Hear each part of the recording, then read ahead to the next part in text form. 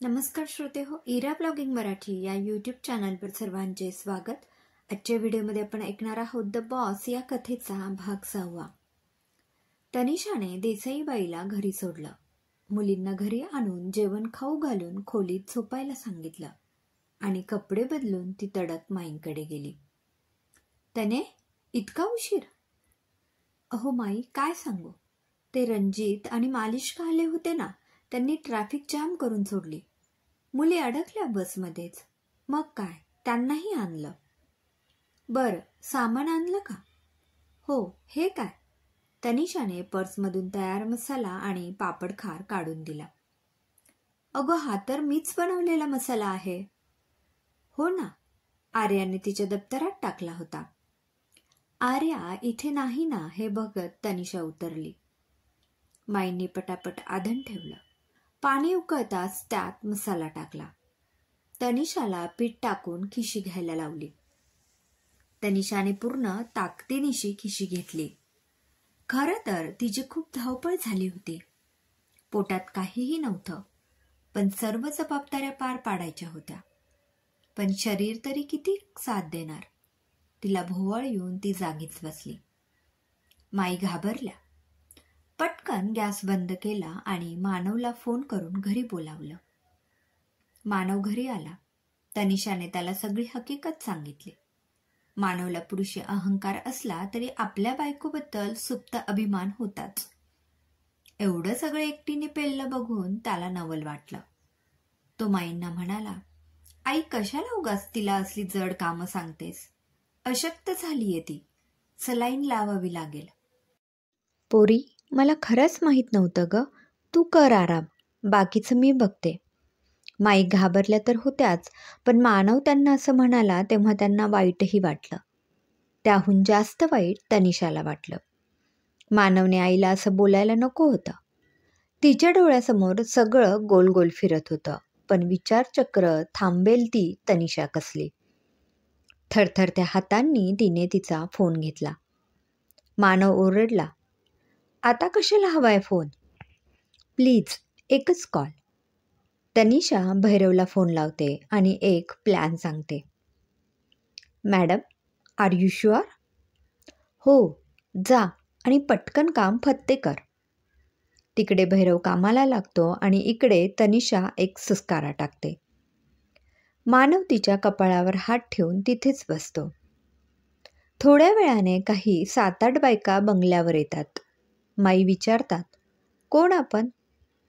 आम्हाला मॅडमने बोलावलं आहे. आम्ही खास पापड बनवायला मदत करतो. माई आनंदून गेल्या. सर्व बायकांना पटापट कामाला लावून त्यांनी पापडाचं काम करायला घेतलं.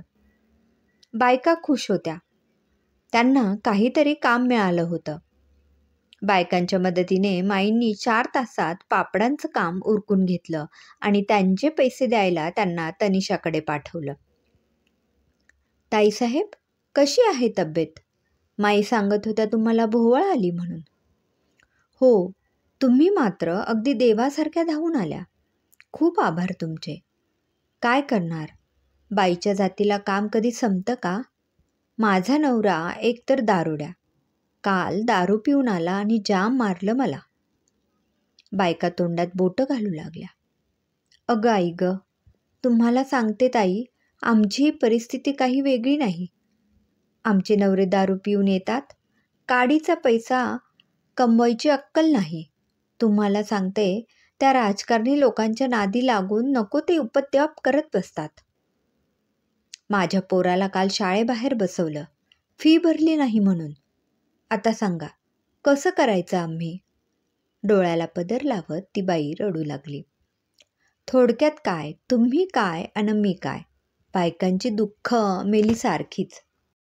समदुःखी या सगळ्या बायकांना तनिषा जवळची वाटू लागली. तनिषाने प्रत्येकीच्या हातात 2-2 हजारच्या नोटा दिल्या. बायकांना आनंद तर झालाच, ओन नवलही वाटलं. ताई, फार तर आम्हाला 500 रुपये मिळतात, पण तुम्ही मात्र, तुमच्या कष्टाचे पैसे आहे हे. आणि हो, हे 5,000 ॲडव्हान्स. सर्वांना मिळून तुमच्याच घरी तुम्ही वाळवण बनवत जा. त्यासाठी जे सामान लागेल त्याचे हे पैसे. तुम्ही पापड कुरडया तयार ठेवा, मी ते विकायची सोय करते. बायका एकमेकांकडे पाहू लागल्या. ऐकतोय ते खरं की खोटं असं त्यांना वाटू लागलं. घरात आर्थिक चणचण, त्यात साथ न देणारे नवरे, यामुळे पिसलेल्या या महिलांना काम मिळालं म्हणून त्या प्रचंड खुश झाल्या. त्यांच्या डोळ्यात पाणी आलं. तनिषाचे कसे आभार मानावे ते त्यांना कळत नव्हतं. खुश होऊन त्या तिथून निघून गेल्या. तनिषाने एक सुस्कारा टाकला, तोच मानव तनतनत आत आला. अगं, नावाजलेला डॉक्टर आहे मी, लोकात मान आहे मला, आणि मी दारुड्या? दारू पिऊन तुला मारतो? खरंच करू काय असं? अर्र, तू ऐकलं? नाहीतर काय, यात नक्की तुझी काहीतरी स्ट्रॅटर्जी असणार माहिती आहे मला, म्हणून बोललो नाही काही. पण म्हणून दारुड्या?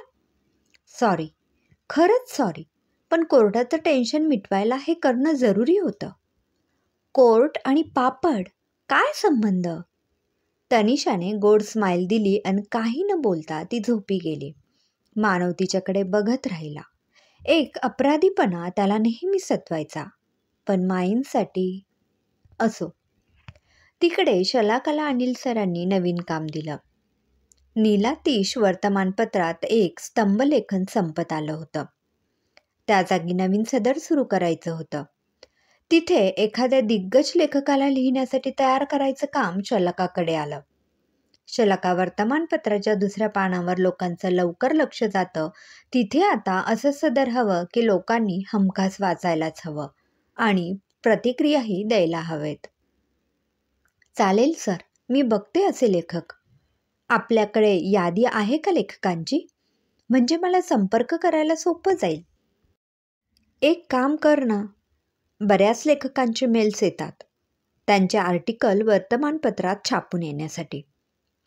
त्यातून बघ एखादा चांगला वाटत असेल तर. चालेल सर, मी आज हे काम करून टाकते. शलाका कामाला लागली. आज काहीही करून नवीन सदरासाठी लेखक शोधून त्याला तयार करायचं होतं. शलाका मेल्स बघते. ते इतके होते की नजर भिरभरायला लागली. कुणाची वाचू आणि कुणाची नको.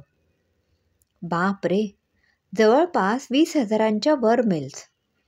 त्यातून चांगला लेखक शोधून काढायचा कसा? शलाकाने पटापट मेल स्क्रोल केले. काही आर्टिकल्स मात्र तिचे विशेष लक्ष वेधून घेत होते. त्या मेलच्या सब्जेक्टमध्ये विशिष्ट फॉन्टमध्ये शीर्षक आणि काही सिम्बॉल होते. शीर्षकही लक्षवेधी होते. पिंजऱ्याच्या पलीकडचं जग, आकाशही जिथे थिटे पडले, स्वयंपाकघरातील विश्व. शलाकाला कुतूहल जागृत झालं. तिने एक आर्टिकल वाचायला मेल उघडून बघितला. त्यात लिहिलं होतं, स्त्रीवादीपणाच्या अखिल वैश्विक कल्पनांना छेद देणारे मत आज मी मांडणार आहे. यानंतर कितीही सामाजिक खळबळ माजली तरी त्याची पर्वा मला नाही. श्री म्हणून आपण कुणीतरी वेगळे आहोत, आपल्याला अनंत वेदना होतात, आपण बाळाला पोटात वाढवतो, हे सगळं करतो म्हणजे काहीतरी पराक्रम गाजवतो का? निसर्गाने जे बहाल केलंय ते तसंच होणार. अगदीच तुम्हाला स्त्री यातना सहन होत नसतील तर खुशाल लिंगबदल शस्त्रक्रिया करावी. स्त्रीपणाच्या वेदनांचं भांडवल करायचं आणि पुरुषाच्या नावाने खडे फोडायचे, हा कसला स्त्रीवादीपणा? स्त्रीवादित्वाचं भांडवल करून बळी गेलेल्या पुरुषांना समोर आणलं जातं का? त्यांच्या हक्कांबद्दल किती लोक बोलतात. इतकं परखड आणि मुद्देसूद लिहिलेलं बघून शलाकाला विशेष वाटलं. व्हायरल होण्यासारखा हा लेख इतका दुर्लक्षित कसा राहिला? तिने लेखकाचं नाव बघितलं.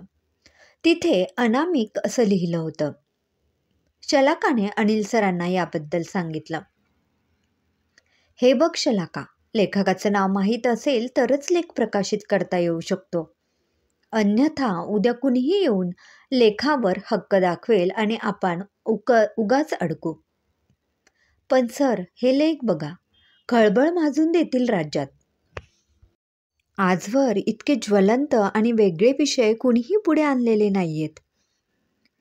ठीक आहे, मग लेखकाचा शोध घे, मग करू पब्लिश. शलाका मेल बघते. ज्या मेल आय डीवरून मेल आलेले असतात तो वेगळाच असतो. anamik.person@sbtr.com. यात तर नावही नाही आहे. आणि हे कुठले डोमेन? sbtr.com. शलाकाने इतर लेख वाचले, पण या मेलवरून आलेले लेख खूपच वरच्या दर्जाचे होते आणि नीलातीशला हेच लेख पुढे घेऊन जातील याची तिला खात्री होती. अनिल सरांची परवानगी घेऊन तिने या लेखाच्या लेखकाला शोधायची जबाबदारी घेतली. मॅडम, तुम्ही सांगितल्याप्रमाणे आम्ही वाळवण्याची जाहिरात आपल्या मासिकात दिली आहे, पण त्यांचं पेमेंट अजून आलं नाही. कोणाची जाहिरात आहे ती? भैरव: माझीच आहे. मॅडम, तुम्ही शब्दांतर सोडताय की काय? मला स्टोरी सांगायला अजिबात वेळ नाही. जागृतीला बोलवात. रिपोर्ट तयार आहेत का विचार. ठीक आहे मॅडम. जागृती मटकत आत येते. मॅडम, रिपोर्ट कुठे आहे? हे घ्या. तयार आहेत मॅम. जागृती रिपोर्ट फाईल मॅमकडे देते. त्यातल्या गोष्टी दोघीही डिस्कस करत असतात. या महिन्याच्या सेलमध्ये 2.6% वाढ झाली आहे, पण वार्षिक नोंदणीचं प्रमाण कमी झालं आहे. याचं कारण? तेवढ्यात तनिषाला देसाईबाईंचा फोन. कॅटलॉग पाहिला का गं? ते म्हणजे वाटलंच. झोपा काढ फक्त. अगं बायका आज चंद्रावर पोहोचल्या आणि तू बसून राहा घरीच. मला आजच्या आज ते बॉडी लोशन सेल झालेले हवे. हो. जागृती मध्ये मध्ये बोलत असते. ते ऐकून देसाईबाई म्हणते, कुणीतरी बाई आहे वाटतं. चल, तिला विकून दाखव. आत्ताच्या आत्ता. क्रमशः. शलाकाने शोधून काढलेले ते लेख कुणाचे? त्याचा शब्दांतराशी काही संबंध आहे का? तनिषाने ती जाहिरात फुकट का दिली मासिकात? तनिषा क्रीम विकायचं काम कसं करेल? वाचा पुढील भागात. धन्यवाद.